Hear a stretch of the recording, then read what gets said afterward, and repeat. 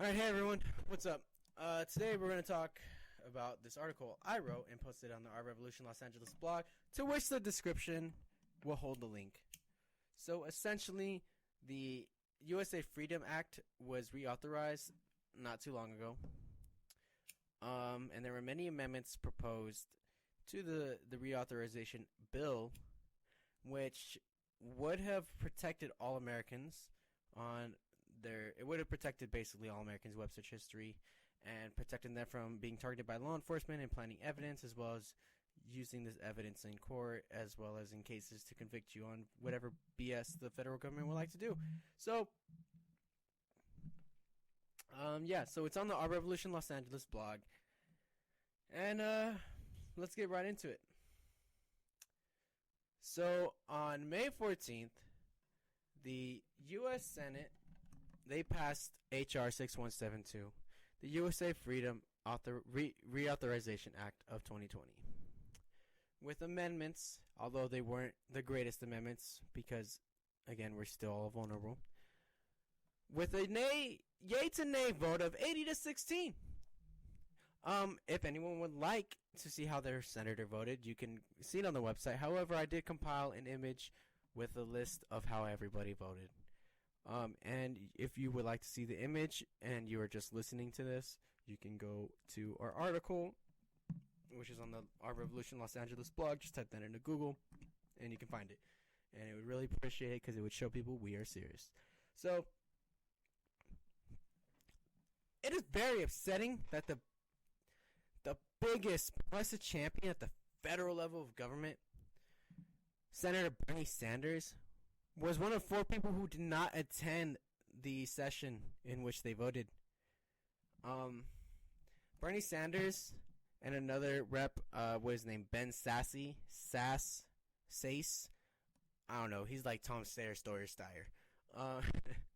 But neither of those two men responded to Vox's plea for an answer as to why they were not in attendance. However, according to Politico, Congressperson Patty Murray had planned to vote yes but was absent. And Lamar Alexander, the 4th person who voted, who was not present, we have no information on how they would vote. And it is unclear to assume that they would have voted yes, Lamar Alexander, because if you look at the list in just a moment, you will see that a vast majority of Democrats and both Republicans voted yes. Just kind of showing that this two-party system isn't really working because, the majority of both parties agree on the same issue. And that is violating human rights, in unenumerated human rights in the Constitution. That aren't in the Constitution, should I say, since that's why they are called unenumerated. But the point is, they all voted yes, and Sanders was not there. So, you can go ahead and look at the list if you would like. I'll hold it on here for a few seconds while I take a swig of this little something real quick.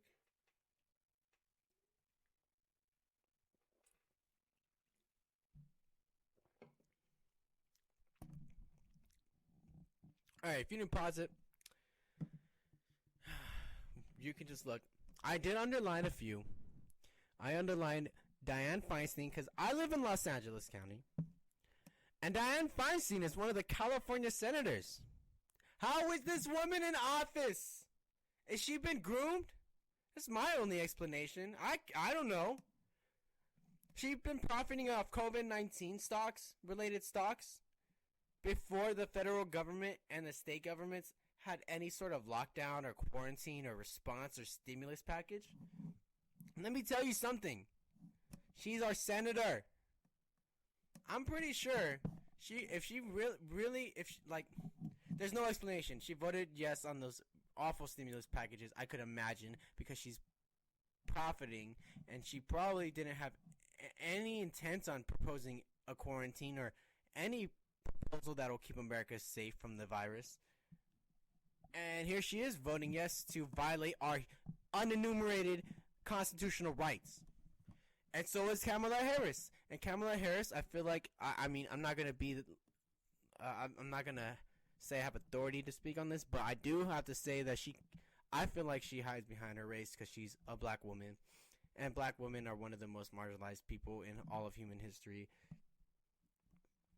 on a consistent basis. But anyways, the point is, Kamala Harris is a horrible human being who has a horrible record as a prosecutor and doesn't care about people, because if she cared about people in general, she wouldn't have voted yes to again violate our unenumerated constitutional rights to privacy.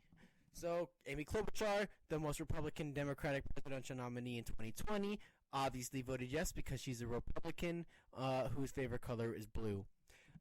Senator Cory Booker, I'm pretty sure his biggest thing is prison reform, and here he is voting for something that violates people's constitutional rights.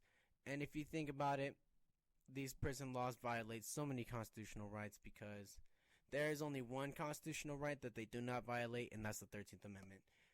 Because these prison laws literally seek to milk the 13th Amendment for all it's worth by, creating mass slavery in America through imprisoning people for unlawful, unjust reasons. Anyways, so, yeah, Cory Booker is a joke. I don't understand how he's in office either. But, and then look, Bernie Sanders, he's right there. He didn't show up to vote. I'll tell you why this is important in just a moment. So, regarding this joint proposal, which was pushed by Senators Ron Wyden, Democrat of Oregon, and Steve Daines, Republican of Montana, its statement of purpose was to remove internet website browsing information and search history from scope of authority to access certain business records for foreign intelligence and international terrorism investigations. The joint proposal needed a simple majority of 60 votes to pass. Just remember, 60 votes. Here is the voting record. Yeas, 59. Nays, 37. Not voting, 4. As much as I hate to point fingers, as much as I genuinely hate to point fingers, Bernie Sanders, his one vote could have changed the outcome of this bill. He really could have. Now, there is a notorious saying, which I write here, that people think one vote never made a difference. Well, let me tell everybody something. Your vote translates to the representation, your representation at the state, local, and federal levels. If your vote counts towards the Senate, like right here, there are times when votes, amendments, and proposals fail because of one vote. This is an example of, this is literally an example of something that failed because of one vote. So when people say that one vote never made a difference, right here, Bernie Sanders' one vote could have made all the difference. All the difference. And he was not there. Bernie, come on, man. Why? You could have saved us, brother. So, let's see. So I also write, all enemies of the current corporate regime running America could have been saved from this absurd bill if Bernie Sanders would have just showed up and voted with integrity. Despite this, we cannot blame Senator Sanders alone because the Democratic Party is allegedly a left-leaning party. Yet they voted overwhelmingly in favor of selling out Americans.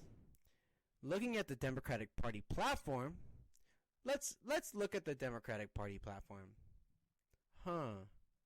So it says ensuring the protection of Americans' enumerated and unenumerated rights is absent. So let's take a quick glance. Preamble.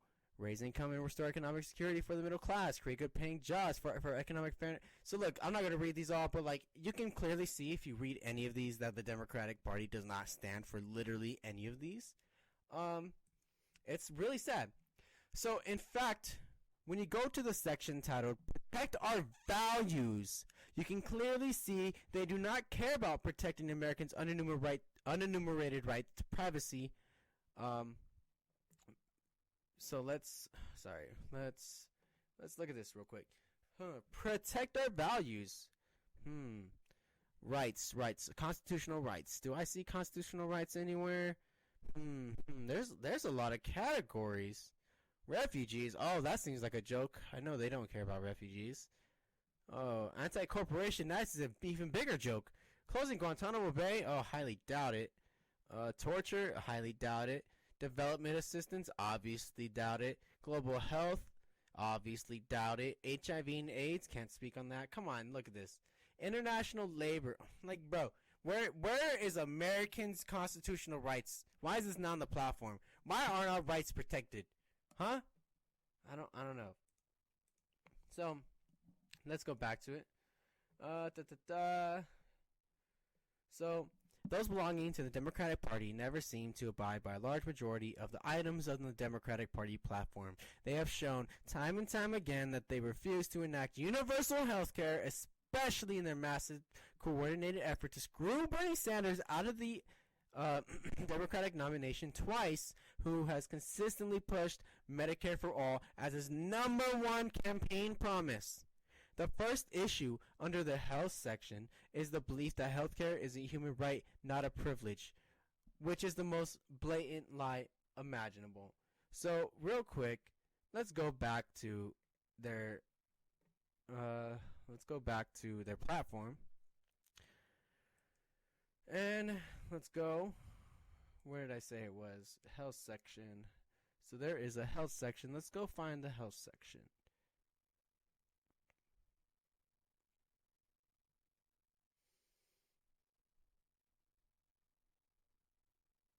God, I can't believe I didn't cite this. I'm so bad. Here we go, the health section. So, ensuring the health and safety of all Americans.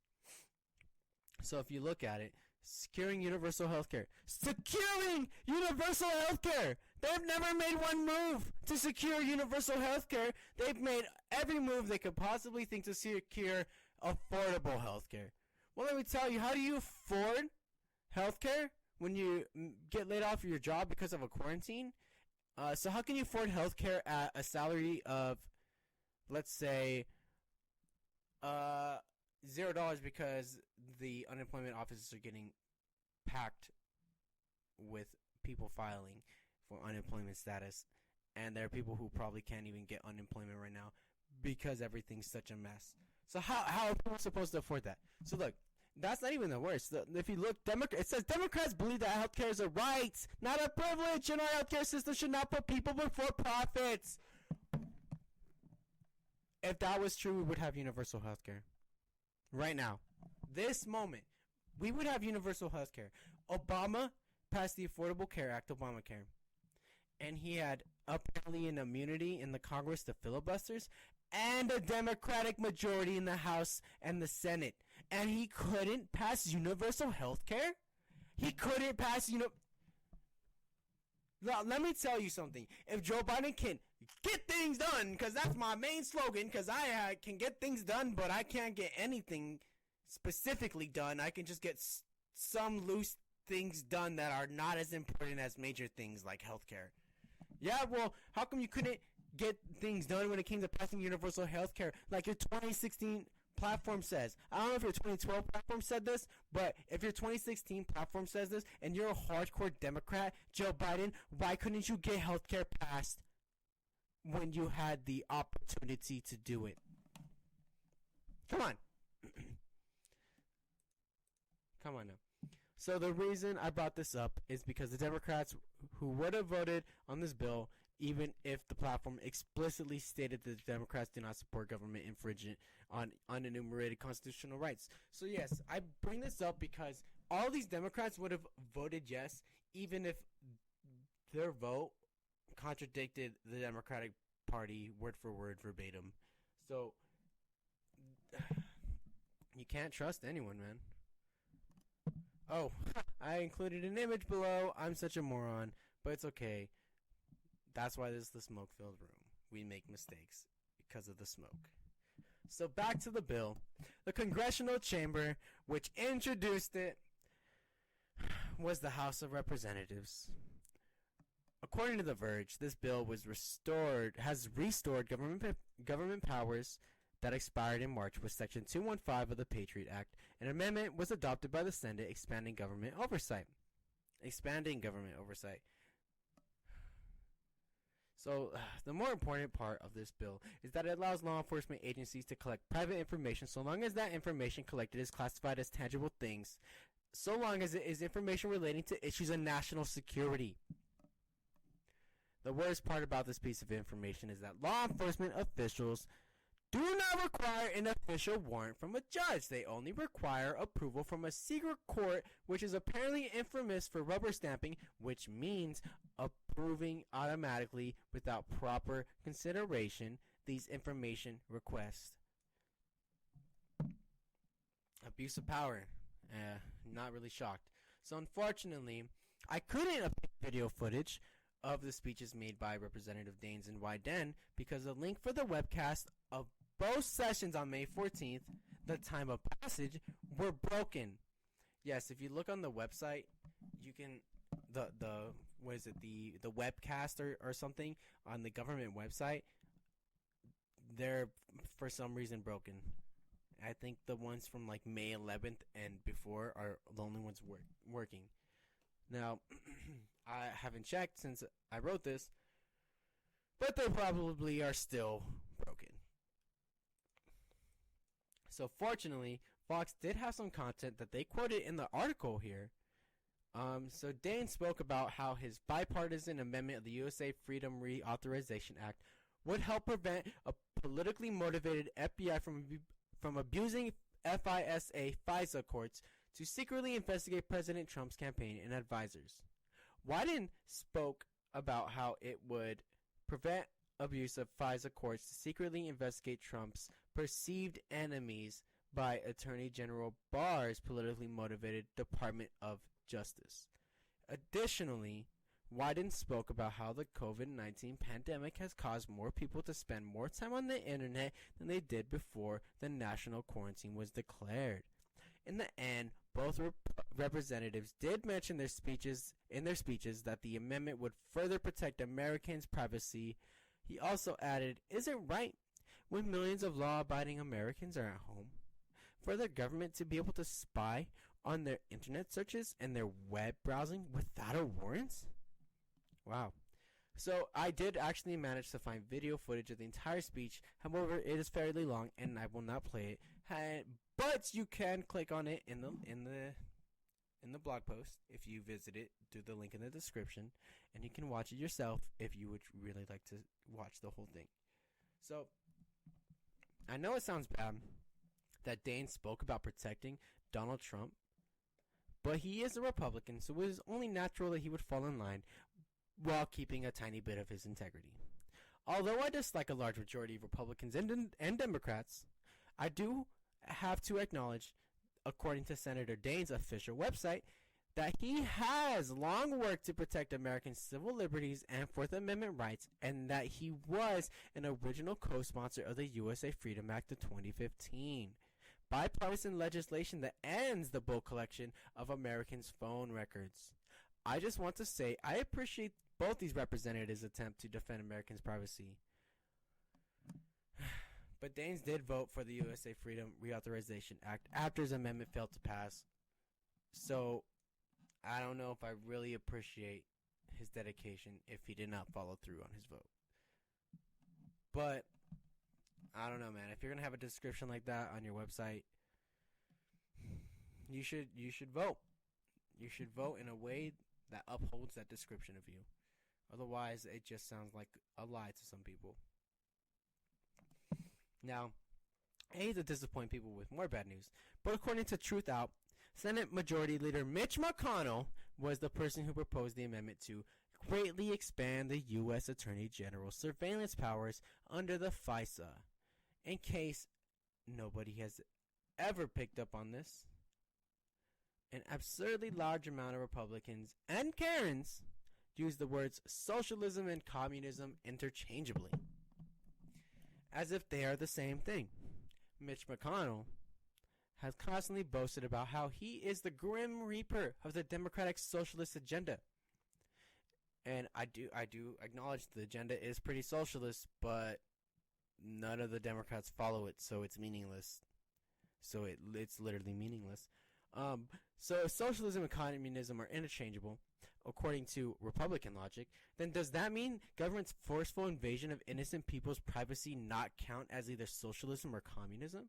Because the government their powers are centralized and they're allowed to violate constitutional rights, which communism, usually, I'm pretty sure, it doesn't give people constitutional rights. It just does.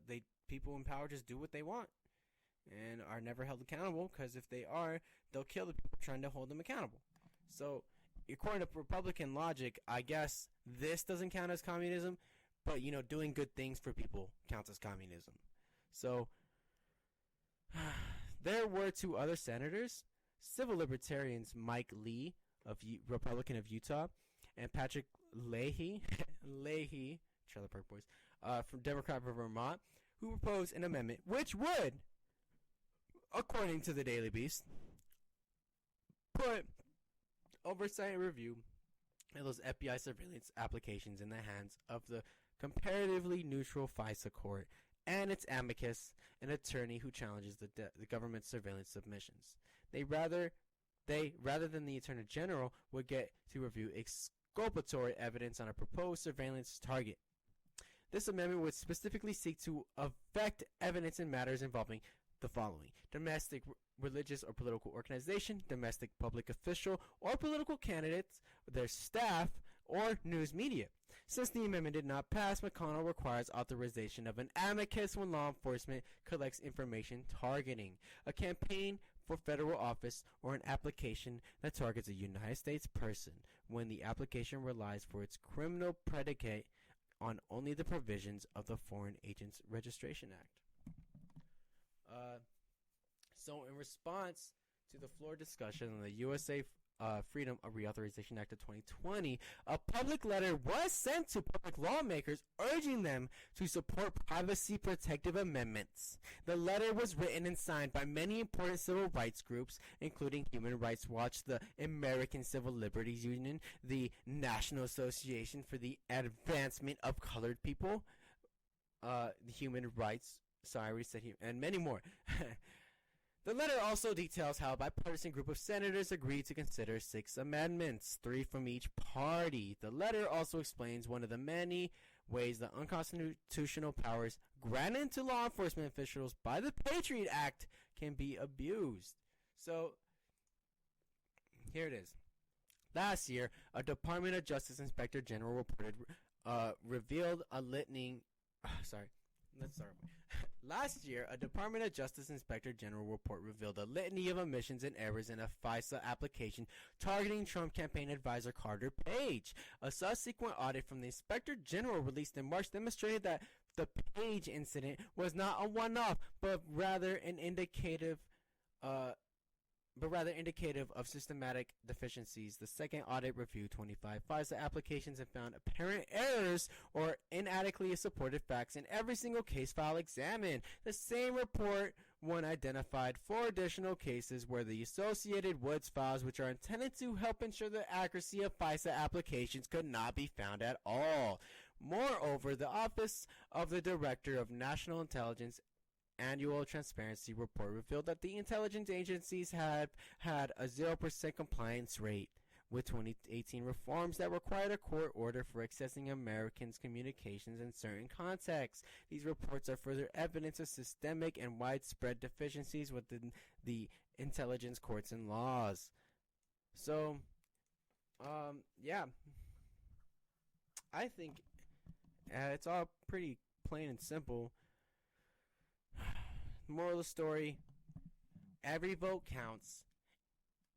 Every vote counts. In this case, it literally goes to show you how one vote could have literally protected all of Americans' right to privacy. One vote.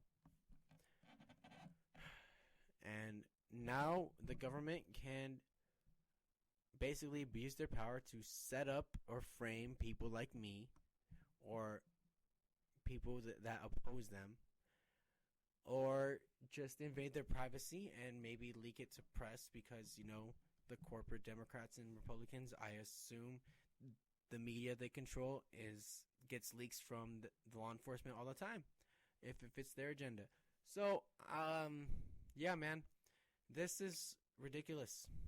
Bernie Sanders, you need to come with us to the Movement for a People's Party, brother, because we seriously need your help, and we need to make sure that you can help us, because when you help us and lend your full support, you'll be accountable to us, not to the Democratic Party, and we will get things done. We will change the country. That's all I have for this segment.